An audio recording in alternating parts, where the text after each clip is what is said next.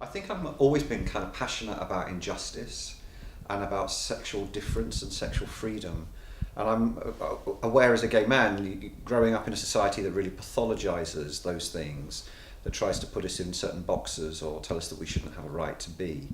And so I've always had a very strong passion about stopping that, or trying to challenge that in some way. But rather than do that out on the streets in marches, although that's important and I've done that, it's like working, I guess, a bit more quietly behind the scenes, trying to influence people's opinions in other ways.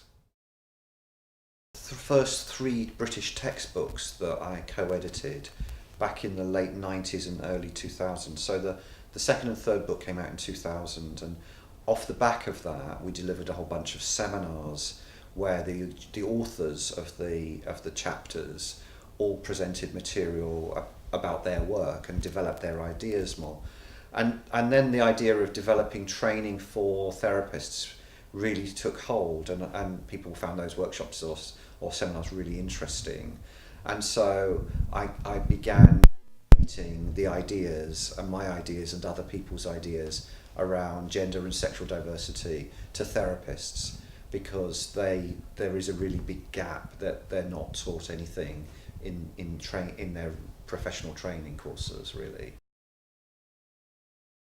We started really out being an LGBT organisation, I suppose, and slowly, we've been around 14 years, and over the last decade or so, we've been embracing other gender and sexual diversities, because there's a number of similarities that these other groups experience with LGBTs, and so we wanted to try and offer a broader range of services. And I guess the two things that they have in common, and I think there are plenty of differences between each of the different identities we might be trying to work with, but there are also these two core similarities, and one is a hypervigilance to being pathologized or being thought of as mad, bad or dangerous to know, and I think polyamorous people get that in heaps.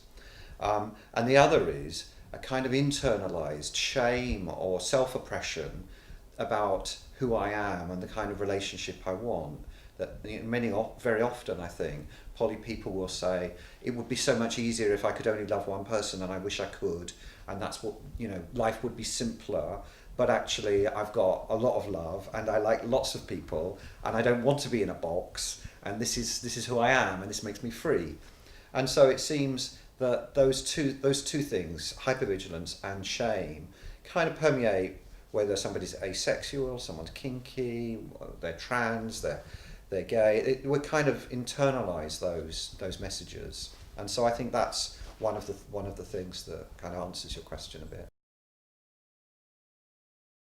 Well, I've worked as a therapist for over 30 years, and most of my work at the beginning of my career was with gay men. And gay men, between 50 and 80% of gay men have open relationships to some degree in different ways. Now, some of them would say that they were poly, but more typically within the gay community, they're more likely to say, I'm in an open relationship. But in practice, they may well have more than one partner on an ongoing basis. So I guess I've worked with poly people from the beginning, but it's only really been in the last 10 years or so that I've been seeing non-gay poly people. So heterosexuals who are polyamorous, for example, or kinky people of all sexualities who are poly. And I think I just love the diversity and richness that kind of brings to my thinking and to my work. We're lucky, as an organisation, I think, because when people come to us, they're generally buying in training for themselves. They're saying, I feel that this is a gap in my knowledge and I want to do something about it. So they come with an open mind and an enthusiasm.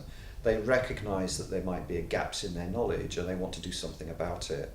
So some of the things that we're doing in training is looking at what is something about the psychology of the group under which we're looking today. So in this case, poly. What's going on in poly minds and hearts that kind of drives them to be poly and makes them want to be poly, not in a pathologizing way, but in a way of kind of trying to understand the experience that's different and unique to them, and also looking at the social context in which people who are polyamorous are living their lives, and they're living their lives in a world that privileges heteronormativity and dyadic relationships and assumes that you are supposed to be a couple, and that if you have any other relationships, then that's not really normal and acceptable and okay. And even the therapy world itself has that view, because there are organisations that do, or you go onto courses that do couple counselling rather than working with relationships or relationship therapy. And so we're just about to start a 1-year diploma in relationship therapy with gender and sexual diversities that won't assume that the people coming into the room are going to be, there's going to be 2 people presenting for therapy. It might well be more than 2. And it might be that they have a kinky relationship or a BDSM relationship, and they're wanting to come and explore that in therapy. So we're kind of really pushing the boundaries. And I think that course will be of interest to 2 groups, really. One is people who have trained more traditionally on couple therapy, like perhaps at Relate or something like that, and think this training doesn't really embrace the kind of people who are coming through the door nowadays, because the world is much bigger than a dyadic couple.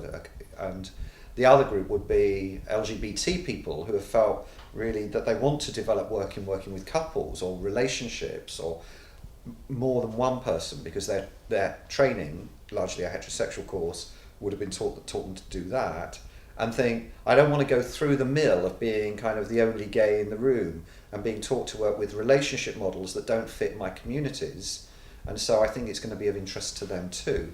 And so there's a kind of open-mindedness, I think, and a realisation that life is a lot broader than the kind of narrow lens that we were fed when we were starting out as in our work as training therapists.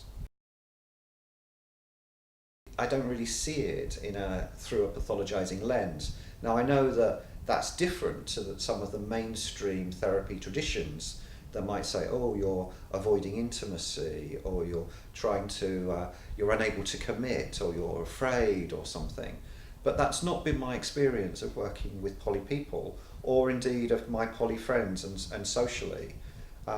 They seem to me to be just as well adjusted as everybody else, if not have unique strengths in their ability to communicate openly and honestly about themselves and what they're wanting. And that's something that in a very heteronormative world, people could take and learn from, I think, the way poly people conduct their relationships. So the people are being invited to the works party, and you're allowed to bring your partner at some of the more progressive firms. And they might even say, bring your partner or +1 or something. But actually, who do you choose if you're poly? And what happens if you decide that 3 of you want to go? And what will happen to your colleagues? What will your colleagues say? And so I think clients may well feel like they've got to make a choice, and that they've got to only take one, or maybe if they can't take all of their friends, all of their partners, they don't really want to go, and they'd rather hang out with their friends. And it's about finding a way in which people feel empowered to be themselves and not feel like they've got to fit some heteronormative view.